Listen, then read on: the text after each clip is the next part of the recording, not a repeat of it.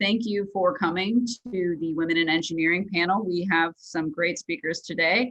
But before we officially start, I want to go through some of the ground rules and just some information about this session so we're all on the same page. First and foremost, we've all been living in this world of Zoom and working from home, so technology happens, right? So if for whatever reason any of our speakers go offline or there's some sort of technology glitch, please, if it signs you out, if we have to sign out, just give it some time and sign back in. There is also a call-in number on the event details. So also doorbells happen, dogs barking happen. We've all been there. So that is technology. Second is we are encouraging everyone to ask as many questions as you like. We are going to mute everyone during this talk except for the moderator, myself, Monica Mosher with MS Consultants, and the speakers, the panelists, but please ask questions via the chat function. And if you are wanting a specific person to answer that question or want insight from that person, please don't forget to put their name when you are answering or asking the question in the chat. We're going to talk for about 45 minutes, and then we're going to open it up to Q&A at the very end. So at that point, we will be unmuting individuals to talk when you do have questions. This event will be recorded, so for whatever reason, if you want to revisit anything that was said or share with other individuals, we will have a recording, so you are free to share that after the session.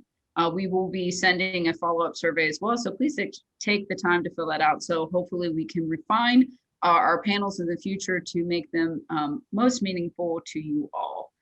And you know, we'll talk about it at the end of the session as well, but all these individuals talking, all the companies here, you know, we're actively looking for hires. We're offering internships, so please visit our websites afterwards to look for opportunities. So with that said, welcome again. I'm going to quickly introduce our panelists, and we are going to go into our questions. So today we have Lisa Wong with Advanced Engineering Consultants, Leslie Montgomery with MS Consultants, Valerie Crossman with MS Consultants, Lorie Stewgood with Ohio Department of Transportation, and Kim Kennedy with Allegheny County Sanitary Authority. So gonna let all those individuals introduce themselves, give a little bit of background about themselves. So first question here, starting with Lisa, is you know, just tell us a little bit about who you are, your current position, where you graduated from, and just a mini story on your career path. Oh, hi, everyone. My name is, Lisa Huang. I got my bachelor's degree in electrical engineering in China. I got my master's degree in electrical engineering in Canada, and PhD at Ohio State University. 22 years ago, I created Advanced Engineering Consultants. I created at my basement. Now it is a well-respected company with over 70 employees. We are headquartered in Columbus, Ohio, and the satellite offices in Cleveland, Virginia Beach, and Indianapolis, Indiana. We provide mechanical, electrical, plumbing, fire protection engineering services, design services for federal, state, higher education, K-12, healthcare, commercial projects. And so we always have challenges on the projects, but we grow. So we grow in 22 years. Thank you, Lisa.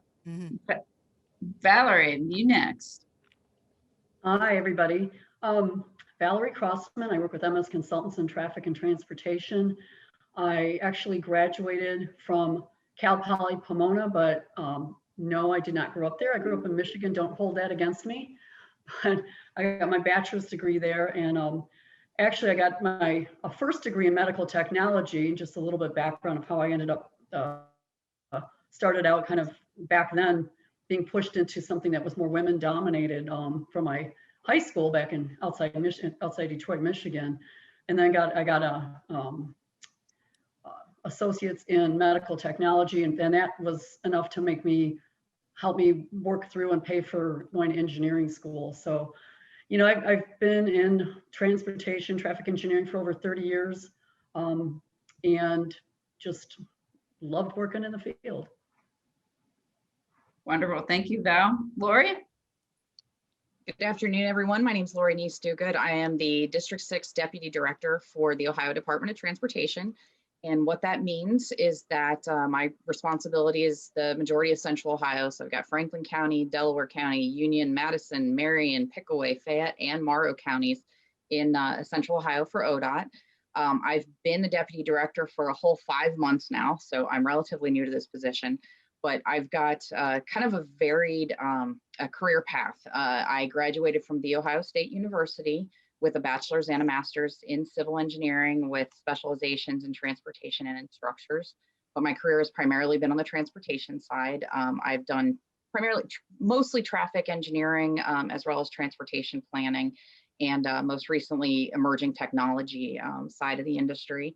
I've been on both the public sector and the private sector. I've spent time early in my career at ODOT as an long-term intern, where I was with the agency for about 4 years on and off through my bachelor's and my master's in traffic forecasting. And then I went to work for a consultant, Michael Baker International, out of state. We actually moved to New Jersey. And then I was in Pittsburgh for a few years until I was able to get back to Central Ohio.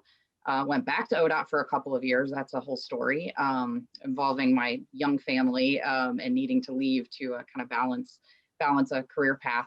And then went back into consulting until I had the opportunity to rejoin ODOT about 5 months ago. I've got about 25 years in the industry, and I've got 2 kids, a sophomore in high school and a 6th grader. So that's me. Thank you, Lorie. Leslie? Hi, I'm Leslie Montgomery. I went to The Ohio State University and graduated in civil engineering, and have been a public servant with the Ohio Department of Transportation for 31 years. My career, I retired about a year ago.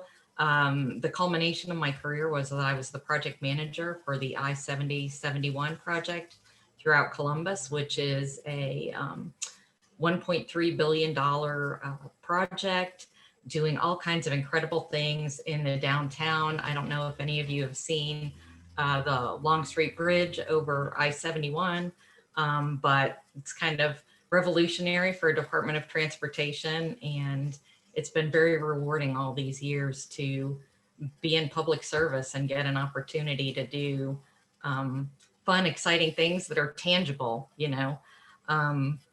And I have 2 daughters who grew up and went into sciences and are happy with that. And now I have just started working for MS about 8 months ago on the private side.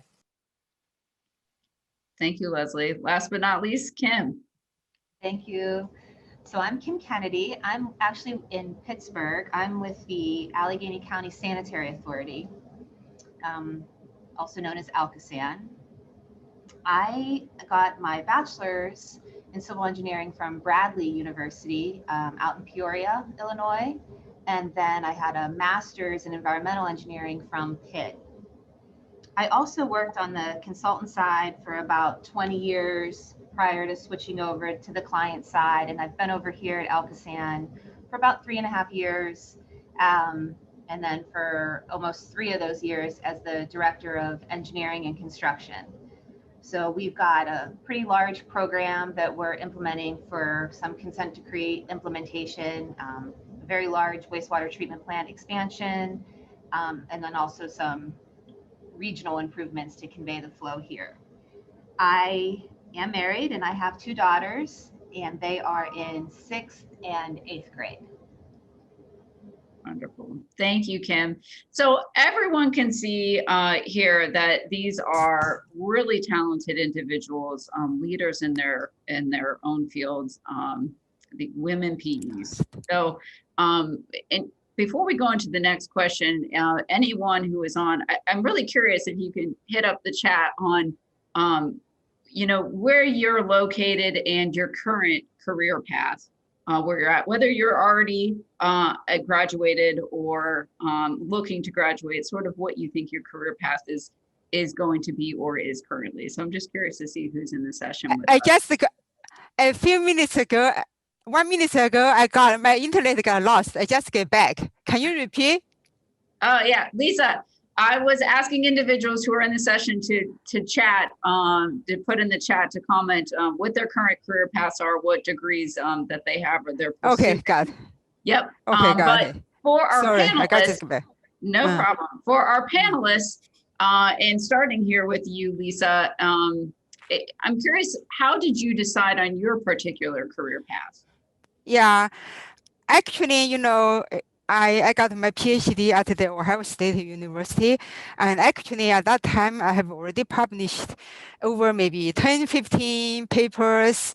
But then I worked for a large consulting company. But before I worked for a large consulting company, I had never thought that I would have to run a business and a businesswoman. However, while I working for a large consulting company 20 years ago, and I realized that I could open an engineering consulting firm to create an exceptional business model because I want to be a leader in the industry. And when I work for the firm, I realized that, and it take a long time to be a leader. So I want to be a leader. So I believe that if I start my own company, I could provide clients with exceptional quality services. I could maintain a personal touch with clients. I also wanted to demonstrate that a woman can be a leader in a male-dominated field of engineering.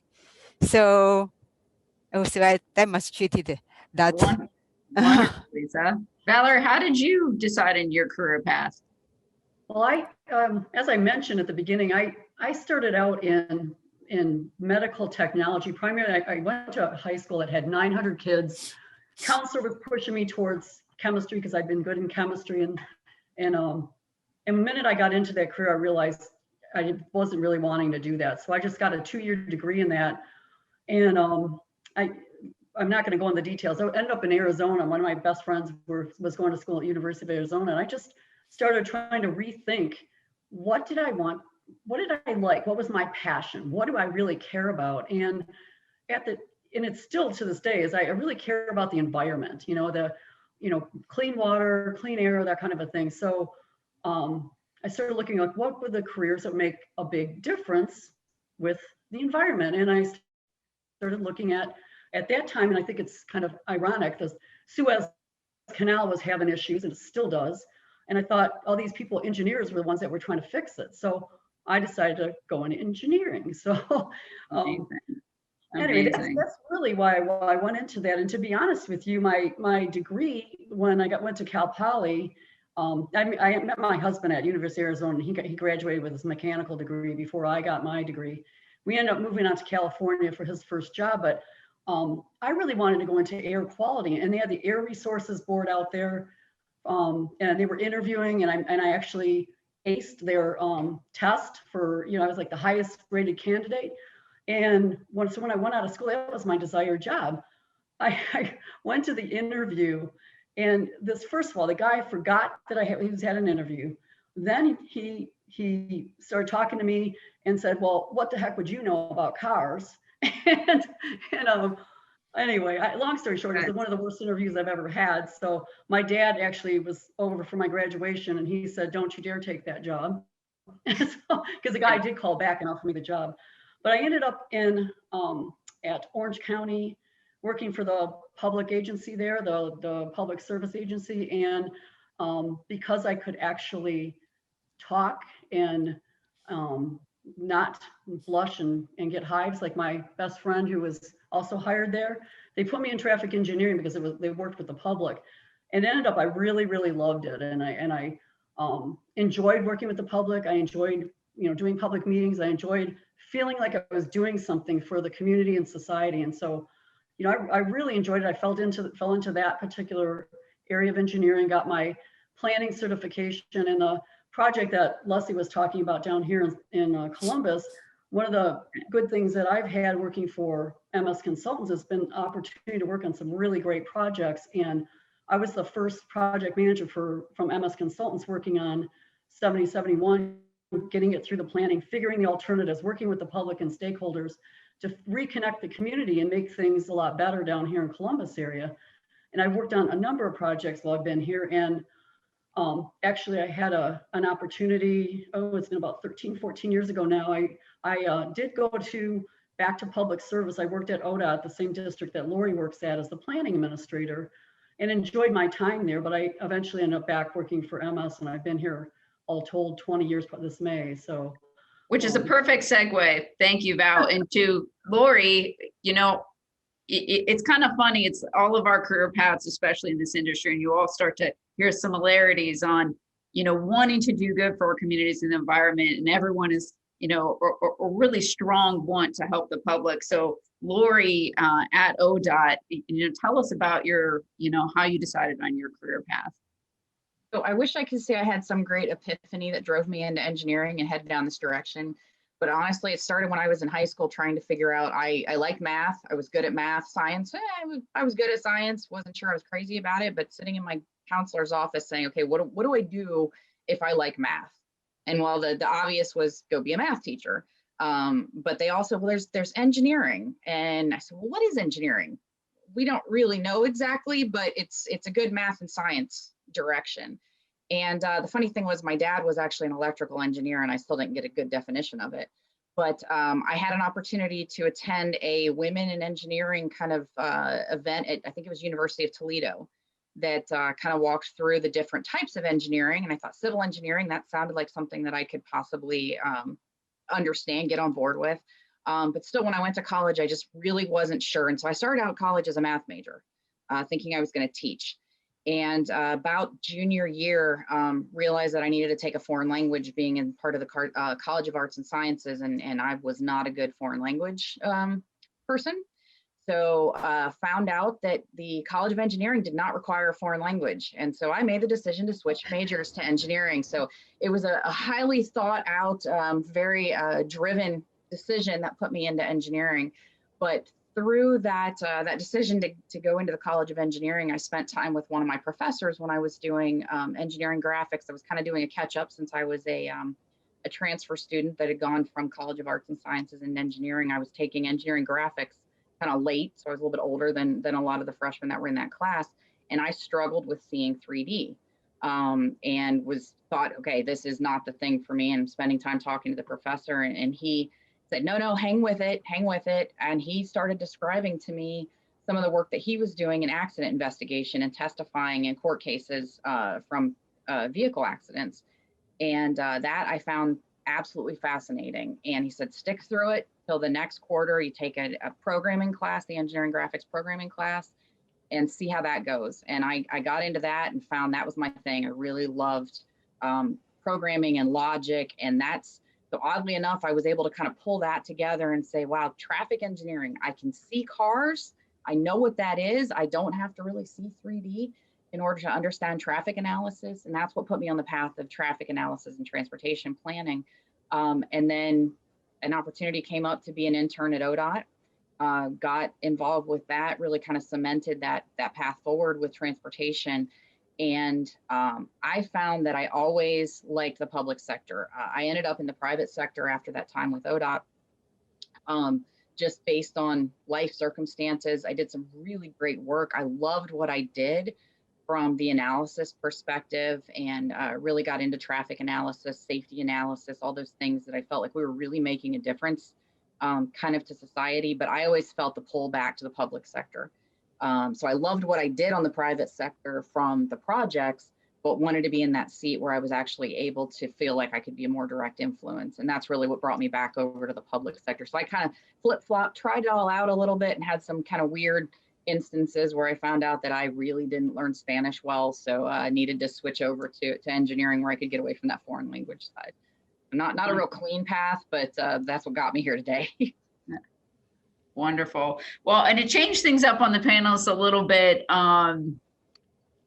you know, just to make sure we have enough time, because I really want to get to the Q&A. And so I'm going to jump to Leslie and Kim here and really ask you, because I know the career paths for everyone is, you know, we're either falling into it. It's, you know, fate's a funny thing, right?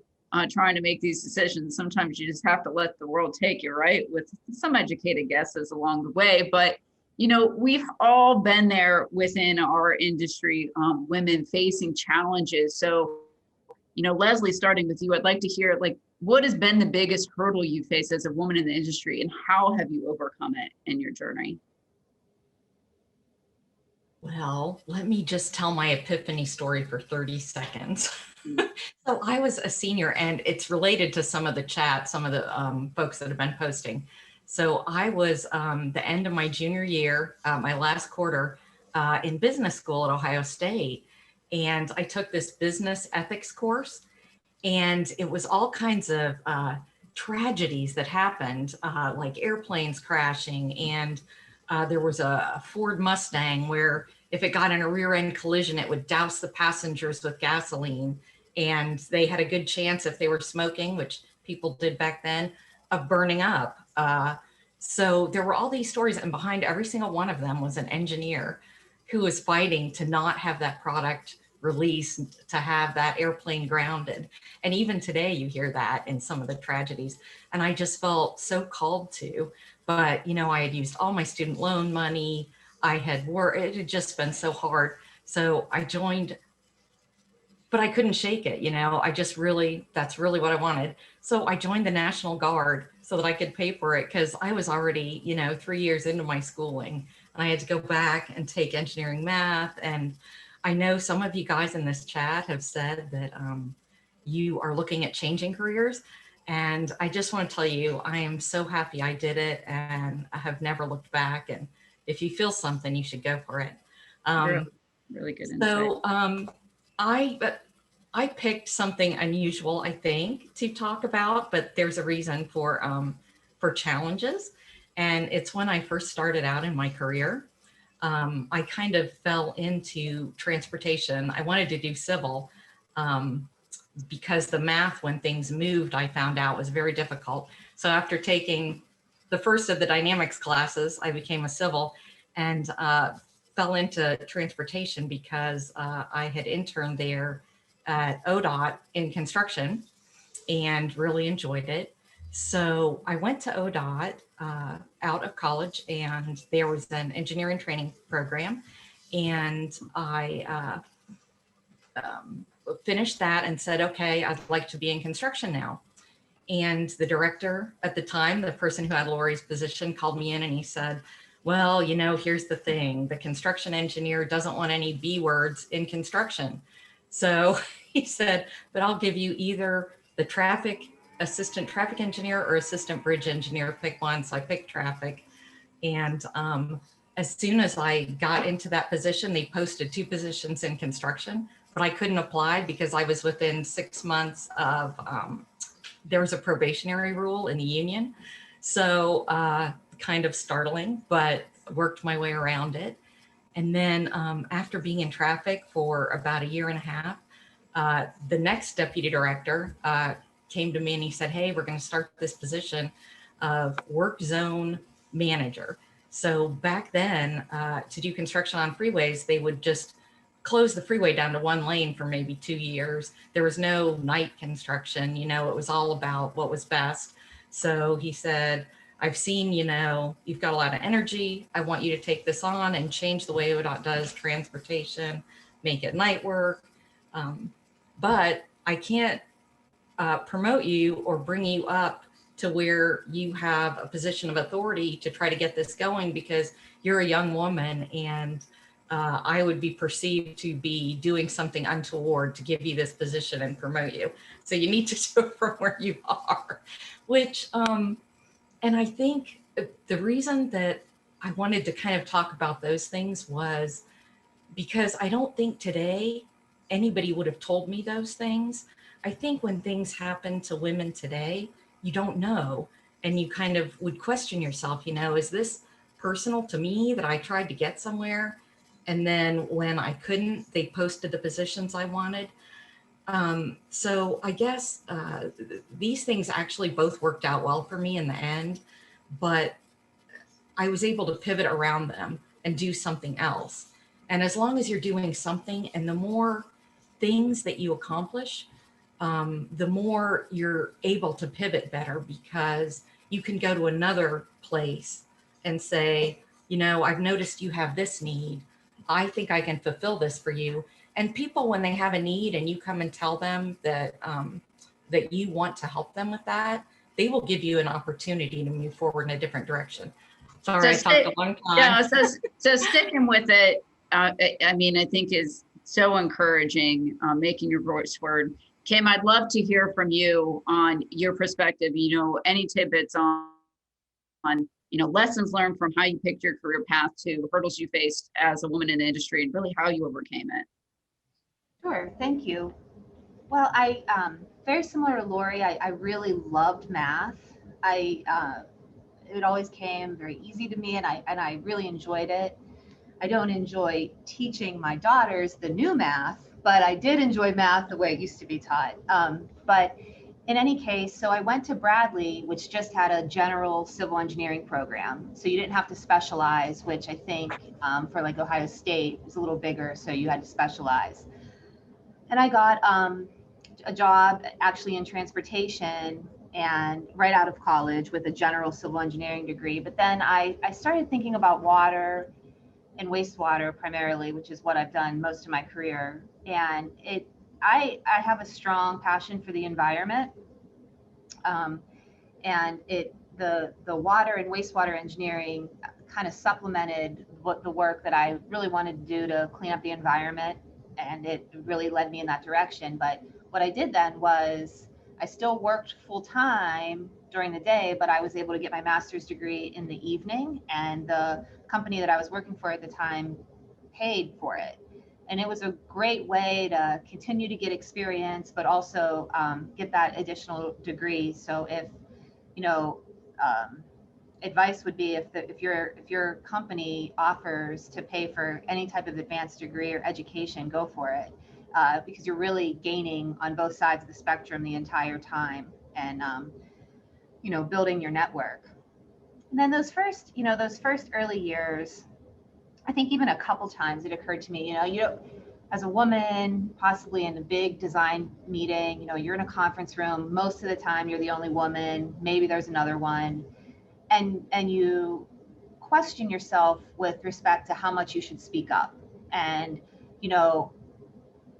speak up, ask a question. So many times I would say, I'm not going to ask that because I don't think that's a good question. And then a male counterpart would ask it, and they'd be like, oh, great question. I'm like, I was thinking that the whole time, so have confidence. There are no dumb questions. And everybody's thinking the same thing. If you're thinking the question, somebody at that table is thinking the same thing. So just have confidence in yourself. And I wish it took me a while to say, no, I'm gonna ask that. I'm gonna speak up. And then I really found my voice, and my seat at that table felt more earned. But it was earned from the beginning. I wasn't allowing it. So that's a piece of advice I would have liked to have gotten back then. Yeah, I think that's, excellent insight. I think we all have that little, person on our shoulder telling us you're going to look stupid or don't ask the question. And I just don't know why we have trained ourselves to think that. So always reminding ourselves, just ask it. There's no reason. And, that segues nice into, some of our next questions. And again, I like to hear from the participants, especially in chat. So if you have particular pain points where you're like, I've really struggled with this as a woman in the industry, or even to the non-women in the audience, like, what are your pain points? I mean, if we might not be able to address it here, but maybe in next sessions or even some follow-up in writing, like, what are you dealing with? This is a really great group with a lot of experience who can maybe help you navigate those situations. So, love to hear from you, and we can certainly get to it at the Q&A as well. But so, all this great advice, I mean, really overcoming obstacles. Is there any other advice you have for particularly young women entering the engineering workforce? And Lisa, would love to start with you on hearing some of that perspective from your end. Yeah, the world is always have challenges. As for me, as a woman leader in engineering, I know that there is always challenges to grow the company, but however, I just never give up. I'm never afraid of failure, because nobody is perfect. If you are afraid of failure, you just can't move forward. So I never afraid of failure. I know that I can learn from the failure and make the final outcome a success. So I would strongly recommend that we always be positive, innovation, and open-minded. And we need to excel to be the first to meet the challenge and overcome difficulties by working hard, working smart, and never give up. As this world is, like I said, in the past, today, and in the future, is always full of challenges and opportunities in whatever field you decide to have your career to be. But we, as a woman engineer, we look at those challenges as opportunities. And opportunities always lies in the challenges. If we can solve the challenges, we are successful. The bigger the challenge we solve, the bigger the opportunities we have. Yeah, the next panel, everyone, is going to be Lisa leading us through fearless leadership. I nominate you, Lisa. Starting your own firm is no small feat, for sure. Val, what's your perspective? Advice for young women in engineering entering the engineering workforce? Well, first thing is I know even when I started out in engineering, don't be scared of the math. Don't be scared of the classes. Some of them can be very difficult. I somehow got a 69 score in thermodynamics and got a B because nobody else did well in it either. But don't let those scare you. And then my other advice is get involved in some professional organizations, even at college and then out of college. It's so rewarding. You meet so many things. You can find people who can help mentor you. And then just one more thing is when you get into a career, even if you're say you started in traffic, there's always opportunity to change if you're not quite as thrilled with it. Don't feel stuck somewhere and take opportunities, get involved in community things. I've been involved I just got involved a couple of years ago in CompDo, the Conference for Minority Transportation Officials, and it's been really rewarding. And I'm on the board for the Central Ohio Technical College for their engineering advisory thing, and I really enjoy that too. So it's just more ways to give back to the community and more ways to find a mentor at your work. Perfect. I want to dive a little bit deeper because you hit on a point there that I think is so important, and I'd like to hear the recommendations from all the panelists just quickly on. Do you have specific professional organizations that you could recommend for individuals to look into? Round robin, real fast. Just give, I know each state has something different, but there's some really good ones. I know WTS is just fantastic. ACEC has a national chapter and chapters throughout each of the states. Are there any other recommendations?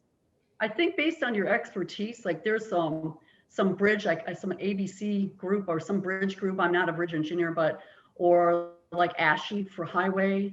There's a lot of different special. I know there's some stormwater stuff too that maybe Kim might know about, and I'm not as familiar as Lisa might be with mechanical or electrical or things, but. I'm not sure about the Ohio chapters, but in Pittsburgh, we have a wonderful chapter of the Society of Women Environmental Professionals. So it has a mix of all different types. It's not just water and wastewater engineers. It's a lot of different environmental professionals. And so I would look into that in Ohio or wherever you are. It's a great organization. Wonderful. Lorie, young women entering the engineering workforce, advice. So I've heard a lot of similar themes and things that I had jotted down or kind of were on my short list that I've heard some of the other folks say, but I guess a few things that I've learned over my career is to be curious, advocate for yourself, be willing to stand up and take on new things. And I think this kind of goes to what Kim was saying about being quiet. I spent an early part of my career where, you kind of keep your mouth shut in the room. Do I belong in here? Is this going to be not the question to ask? And we're in situations where men would speak very freely, and I was always questioning myself. And I think it was when it kind of clicked to me to ask those questions, to take, hey, I'll take that on. Nobody else, we don't know how to do that. I'll figure it out. At the end of the day, more than likely, nobody else in the room knows any more about something than you do. So being able to step in and say, hey, give it to me, I'll figure it out. That actually did a lot for me through my career, to continue to advance. Another thing that I saw was we lose a lot of young women as they kind of get to that age where they're starting to have kids and starting a family, and how do you balance it all? And I think that the good thing with the industry is we're making a lot of strides that you can do it all. It sounds almost cliche to say that, but you make yourself almost invaluable in the industry, and you find ways. Employers will work with you to make it work. At least that's the experience that I had. I had a situation where I got a modified schedule when my son was born. We were living in New Jersey, and my husband at the time was doing his PhD, and I needed to be home with my son on Fridays. And this was back in the day before we had the abilities for telework and some of those things. And I worked with my employer and said, hey, I need to be able to do this. And I actually had a 410s schedule back then, when it was a lot more kind of the exception than the rule, to be able to be flexible. So I kind of made myself invaluable to them. And then when it came time to have my kids, I was in a position that I could kind of, hey, I want to still be here, and I want to still contribute 100%, but I also have this family need at the same time. And so I had a modified schedule at that time. We got into a little bit of a different family situation. I could actually drop down to 32 hours a week. And that was how I found that I could make it work with my kids, and still be a very valuable member of my firm at the time. And I think as we continue to move forward, and I think the pandemic has taught us a lot about the ability for folks to be able to work remotely and telework and things like that. And I think that's going to make it even easier. But don't feel like you need to kind of take a step back if you when you're starting to have your kids. At least that's what I learned. I was an assistant vice president at Michael Baker when I was there. And I was, having to run home because my kid got suspended and I had to pick him up from school. So, I found a way to make it all work. And I think that's something that is advice I'd give to the young ladies who are kind of starting into their careers. Don't feel like you need to step away when you have your family. If you need to, if you decide that's what you need to do for your family, you do that. But there's a way to balance it all. And I think those are important things going forward. Wonderful, wonderful. And yeah, like you said, I think this is definitely going to be solidified through every company well into the future, both for men and women, right? So sharing responsibilities. Leslie, love to hear your advice for young women entering the engineering workforce. I think that this advice has been great.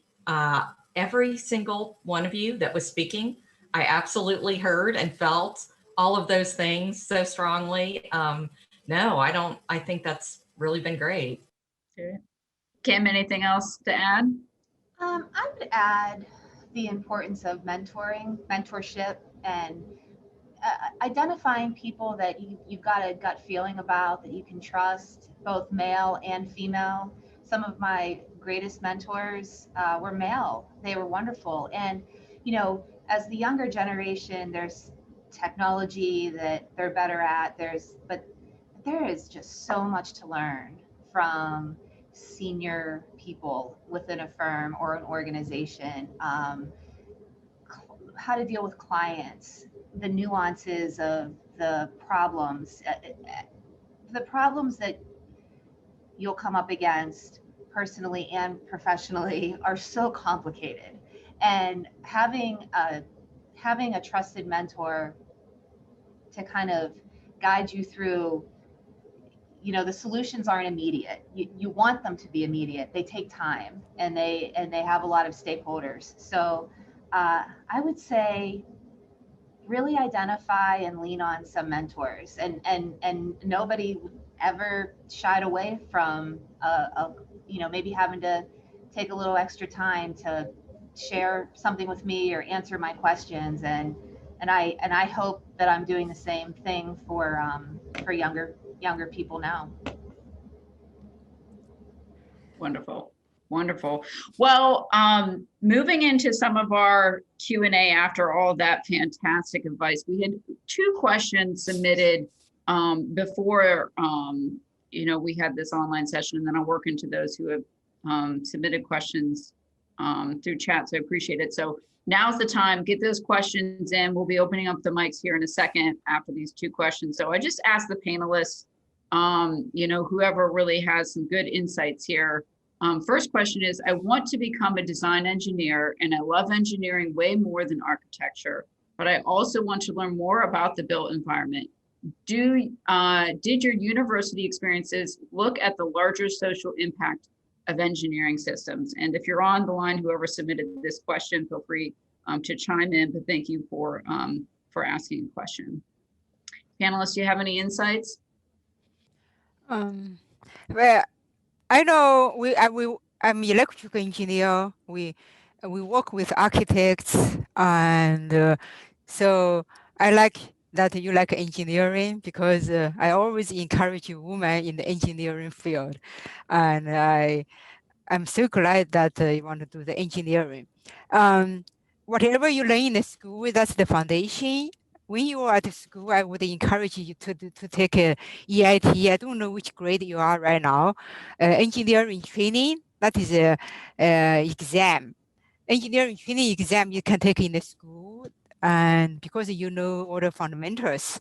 After you graduate, when you work in the field, and so that you can learn, because whatever you learn in the school is totally different in the field.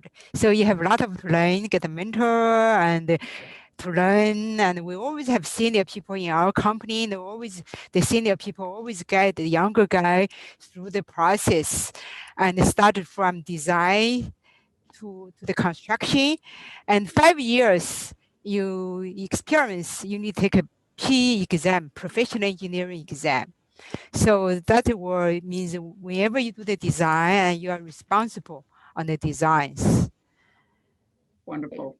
Monica, if I can add, one of the things that, so I didn't see a lot in my bachelor's that looked at the built environment, kind of understanding how engineering fit into the overall kind of world picture. But what I did see in my master's degree at Ohio State, there were city and regional planning classes that I did take as part of my master's. And that's really where I think I got into a little bit more of that built environment side. And I would recommend that's a good place to pick up a little bit more of a little bit more than just the technical engineering piece, is to kind of see if you can get some of those city and regional planning classes, and doing a little bit more of the research on your own. There's so many options now for TED Talks and publications that are published online and things like that, that I think there are opportunities to kind of do that research on your own to pick up a little bit more of that. But I didn't see it through our curriculum itself. I didn't see it, but at least at Ohio State, you could kind of morph into some of those city and regional planning classes to get a little bit more perspective. And if I could expand on, both like Lori's and Lisa's, but what they said is, you do get, the colleges might not have a lot of that involvement. I know at Cal Poly, they had senior projects that definitely got you involved, and you had to get something and work with something going on in the community.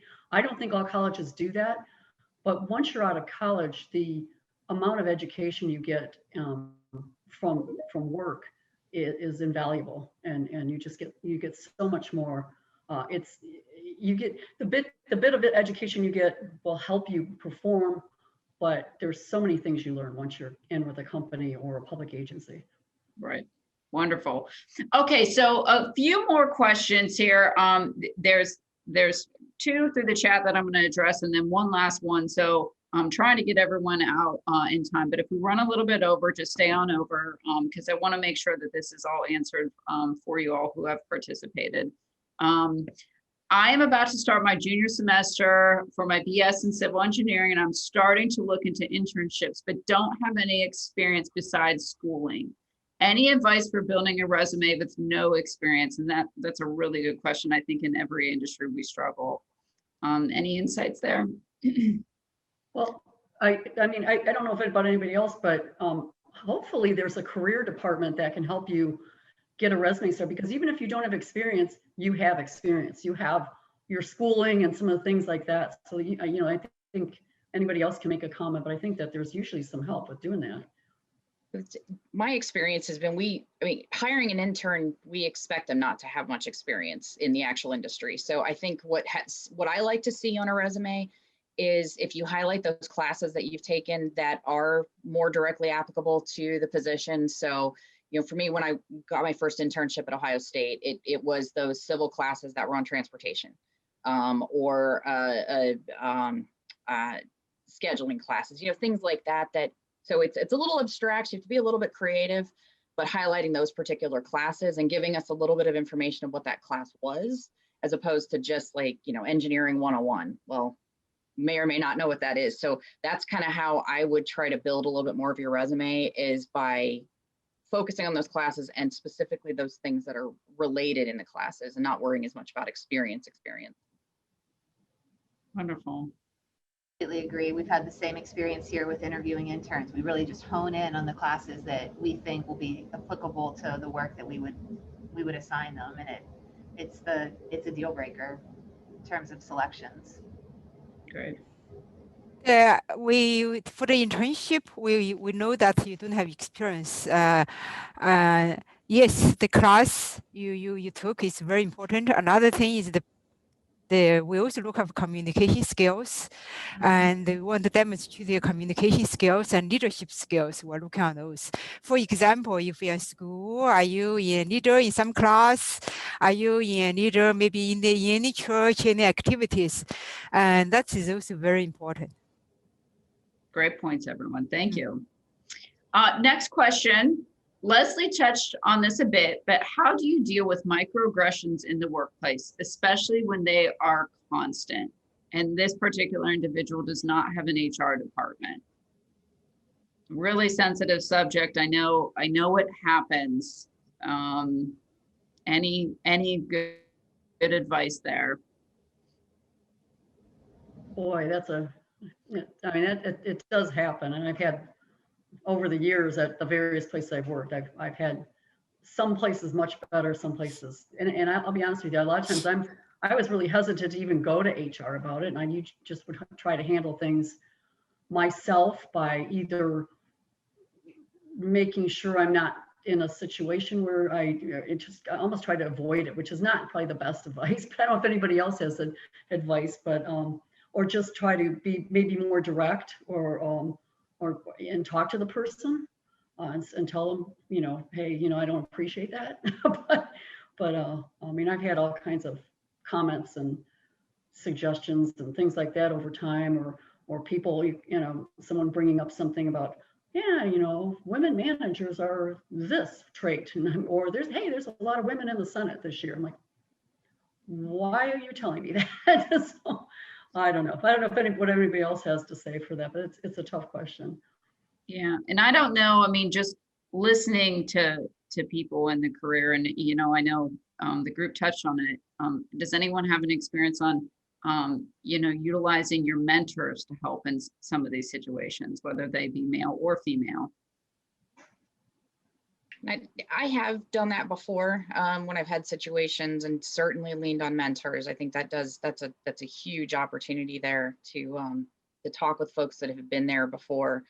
But kind of the other thing that when I read that keeps popping into my head is, don't be afraid to leave. And hopefully this isn't anybody that's employed with anybody that I can't imagine would be anybody that we've got here today. But I think sometimes people stay in bad job situations too long. I've done that myself where it was a miserable situation and you kind of try to rise above it and you try all those tactics. And at the end of the day, maybe it's time to look for somewhere where it's not bad. There are other opportunities out there potentially. So that's, I think sometimes we have to not be afraid to move on and look to the next opportunity too, if it's a situation that isn't, it can't be dealt with the other methods. Yeah. Important to reminder too, and just in the chat that, you know, someone suggested that professionally document what you can, right? So protect yourself. You know, even if it's verbal conversations, I've heard individuals writing recaps in their notes in their journals or emails professionally, again, to superiors and documenting some of what's happening. You know, it protects everyone involved, right? So it protects everyone involved, and it helps you not forget, because we get very busy and it's easy to diminish something that was important because of time or your memory. So I think documenting it, just document it at least for yourself, and then if the opportunity presents itself at an exit interview or if it a yearly employee review, it's fresh, it's there, and it validates the way that it made you feel by putting it on paper, so you're not relying on memories that could be spotty or faded. So I would just keep a journal and make sure that you keep it organized if the opportunity were to present itself. Excellent advice. So this was a question submitted prior to the event. So it's a 3-part question. So panelists just answer whatever parts you feel necessary. I'll just start with the easiest one is, and we can do a head shake, yes or no, to answer this one, unfortunately. Is there really a lower proportion of women in the engineering industry? Sure, sure. Yeah. Unfortunately, yes. I think the graduating rate has gone up. I mean, there's positives. I think it's about 20% of those actually go into the field. It's up from like 17 like a decade ago, but being more than 50% of the workforce just slightly women, and we're underrepresented, right? So that's unfortunate. The next two is what things you do out of your own way to gain more insight on the industry and its issues, and is the day in the life quite varied or similar? So I think that kind of changes as your career progresses. The days can be pretty similar at the beginning when you're maybe a project engineer working on projects, but I don't have one similar day right now, and I haven't in the last 10 years. You know, once you become client facing, or, you know, like me with being on the owner side and Lorie on the owner side. But yeah, I'd say there's a couple years there, right, starting out. They felt like Groundhog Day every day, but I was gaining experience and I was learning and putting the time in. So I guess don't be discouraged by that. It evolves and it's important, you know, that repetition and that putting the time in is important, and it'll pay off. But I think I'd be lying if I said it wasn't a little repetitious to begin with. Right. I think even, you know, I have a daughter who's in engineering, and it was interesting to me to see that really the numbers didn't go up that drastically in her engineering classes as mine, you know. So, you know, neither of us had very many, but you know, I echo what Kim said, and I'd also say, you know, if somebody's giving you an opportunity because you're a female, take it.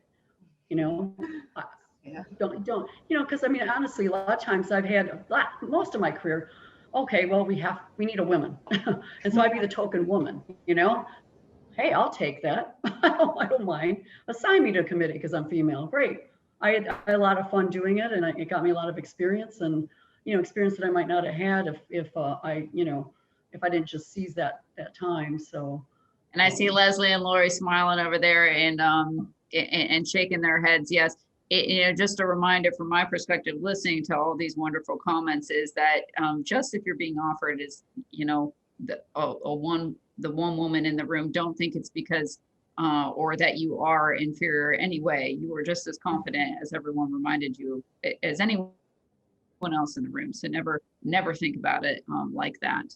Another question came in that I really want to be able to get to is, you know, background, a frequent experience I have is when I'm telling friends and family that I'm pursuing an engineering degree, is that it's hard and a lot of math, but they're really mean and will be hard for me because I'm a woman. How do you shut down these negative views and comments about women engineers? I think it's what I would tell, the way I've got a young daughter who's interested in engineering. And yes, it's hard because you're one of the few in the room, but at the same time, the opportunities are endless. I think that is what I would kind of come back with is, yeah, it's going to be hard because I'm a woman, but the opportunities that I have in front of me because I'm a woman are going to be endless. You know, we're looking at those. I don't want to say we're you know, hiring women for women's sake, because we're not, but we are looking for increasing those diversity numbers. And women bring a different women bring a different environment in. They bring different perspective. They bring a very different perspective in sometimes. And so I think it's an opportunity as opposed to a challenge to be in this, going into this field at this time. So I think that's what I would come back to people with is it's an opportunity. Right. I'm going to bring a different perspective in and people are going to embrace that. And, you know, the world's at my doorstep. Yeah. Look at Lisa, who started her own business. I mean, there's a ton of opportunities. I've seen so many more women start a business and you're successful and you actually gives you a little bit of a leg up. So I would say, you know, also there's going to be negative views. You're going to get negative views when you have a baby and they can't work and have a baby. You can't blah, blah. You just got to ignore it. yeah. Do you stay positive? Do you, if they show them, prove them wrong, but think about it for as little as humanly possible, and then focus on positivity and people that build you up and the things, focus on where you want to be. It'll just bog you down and it's not useful. Yeah, my first job, the public service director asked me how I was going to handle cooking and cleaning while I was working. Really? My advisor at college, got to get rid of your boyfriends. You're going to be an engineer. To see right past it. Past it. Yeah. Well, Your goals are beyond that. yeah. Exactly. So last round robin here, and these are final thoughts from all of our speakers. I'll start with you, Lisa. Final last plugs here, 30 seconds or less. Same. Okay. Again, the challenge is the opportunities. I really encourage women. Every time that we have high school people come, I always encourage women get in the engineering field. I know it's a challenge, but you need to face the challenge. When you face the challenge, you meet and more successful. We are always looking for women engineers, and for my company, I'm looking, especially in the woman in the leadership. I want a woman in the leader in our company. Same thing, I know the other company too, maybe older, and you know, we are looking for woman engineering leadership. Mm-hmm. Now? Yeah, I would just definitely say that the opportunities in engineering and the things that you can do and the places you can go with it are all over the place. And I'll add that I actually, when I had kids, and you know, the planner in me didn't plan very well, but I had 3 in a row, and all like a year and a half apart. And I actually quit working for a few years to stay home with the kids rather than pay a lot of money for a babysitter. And that was wonderful. And I actually got back in the industry with no problem. So, hey, you know, there's all kinds of opportunities. Just stick with it. It's a great field. Awesome. Lorie. It's the opportunity. I mean, I think echoing what everyone else has said, the opportunities are as far as you can see them in this field. And I think it's so cool to be in something that everybody sees and touches. You know, when I say I'm a traffic engineer, seen a traffic signal, I might have helped make that work right, or fix safety, or you know, all those things that people touch in their everyday life, to be a part of that, but then also to be in a field where I can start the day out in work boots, a safety vest, and a hard hat along I-70, which was my day yesterday, to, in that same day, switching to makeup, my hair done, and throwing a sweater over top of the t-shirt I had on underneath my safety vest, and changing shoes. And now suddenly I'm meeting with elected officials. Like, that's all one day for me right now. And the fact that you can go and do that and go from a hard hat to makeup all at the same time, I think is just phenomenal as a woman to be able to just do it all. It's all, you know, not to be cliche, but that's kind of the situation that we're in. Leslie? Same echoing. You know, you've heard all these positive women. Go out and find some positive women and talk to them, and take every opportunity, get some accomplishments under your belt, and you'll be amazed. People will notice, and more opportunities will present themselves. Yeah. Kim? No, I mean, Lorie said it earlier, but you can do it all. You can. So just keep at it, keep doing what you're doing, and don't get stuck. If it's not perfect, adjust. There's a lot of opportunity out there. So don't feel like you need to stay in one place if it's not the place for you. You're young. It's impossible to know where this journey is going to take you. So keep moving. Yeah. Awesome advice. Well, thank you from the bottom of our hearts, all you wonderful panelists. You know, the insights are invaluable. And to all the attendees who have taken the time as well, a reminder, please visit MS Consultants, ODOT and Alcoasam websites. We are wanting to give you opportunities with internships. We want to help you find jobs. And I'm sure everyone here can say, please find us on social networks as well. We want to help you find those mentors, be successful in your careers later in the future. So email reminders, follow-ups will be going out, surveys, and then the recording as well. But thank you so much to everyone, and happy last day of Women's History Month. So